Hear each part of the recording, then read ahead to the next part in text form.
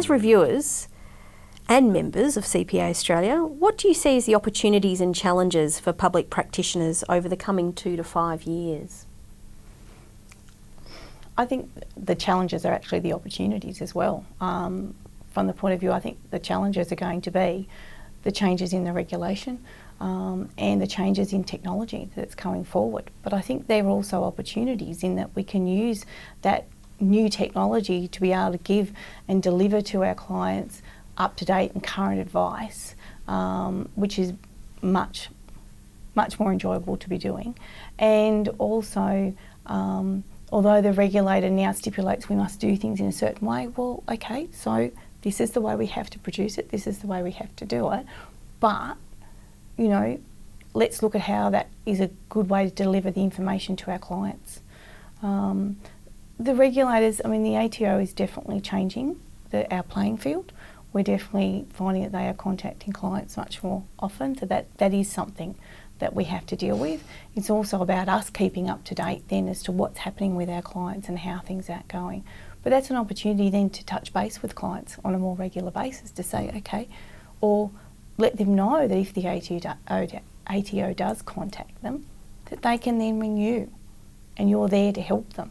So it's creating that more personal one-on-one service. I think so. I think as much as there are all these things about to happen, you can use them as opportunities and to promote your own business and to assist your clients. And then making sure that the accountant is front of mind in that business holder who happens to be the client as well, but in that business holder's mind as their trusted advice provider. Yes. Mark, what do you see as the opportunities and challenges for the next 2 to 5 years? I think one of the main challenges is time. How many hours are there in a day? And from that, and it is a real challenge. It's a challenge that I think everybody faces now. But I think also there are opportunities to be gained from IT changes and improvements, and improvements is in practices using IT. So I think there are ways that time can be freed up, but more importantly, I think there is the challenge that sometimes from a practice point of view, we might have some great ideas to discuss with the client, but then we fall back into the issue of, well, do we have time to address it? Let's say we raise these things with the client. Let's say the client wants to do that, whatever it may be. And then we've got to go back to the office and actually find the time or the skill set and staffing resources to be able to achieve what we've actually set out to do. That then becomes a reconfiguration of the practice, and I think to be considered whether they should be doing a lot of compliance work or can that be more automated to allow some of the, I suppose, what I could say in inverted commas, value add, but more importantly to consider it from a client's point of view. Take a step back and actually think of yourself as a client and think, what do I as a client wish to receive from my accountant? And all of a sudden the direction tends to change. And I think the problem that we all suffer from is that we do get caught up in compliance or regulatory issues, and it's almost a matter of taking a step back and push that to one side and then consider what other opportunities there are with clients. And finally, to sum up, what are your top tips from members from a quality review perspective? I think from the time that they're actually, from a member being notified of a review, is to not be concerned about the process, certainly if it's their first review.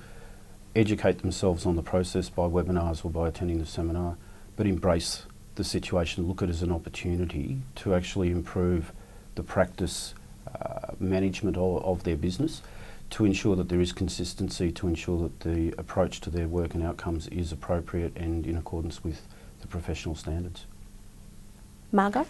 I agree. I think to embrace it rather than fight it, so to speak, and use the quality reviewer person. Ask them lots of questions.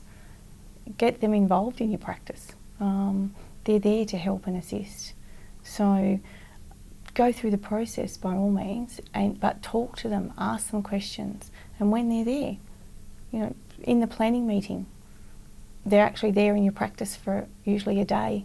Ask them as much as you need to know, and even afterwards you can contact them and talk to them about different issues. So it's not just that whole process, or not just that day in your practice. It's quite a bit more than that. So there is the planning You have the opportunity to discuss things then, and use their knowledge to improve the systems in your practice.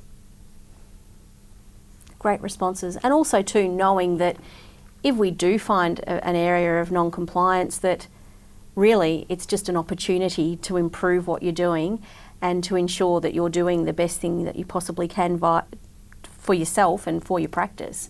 Yeah. Not taking it as a reflection on your as a negative reflection, but as an opportunity to improve what you're doing.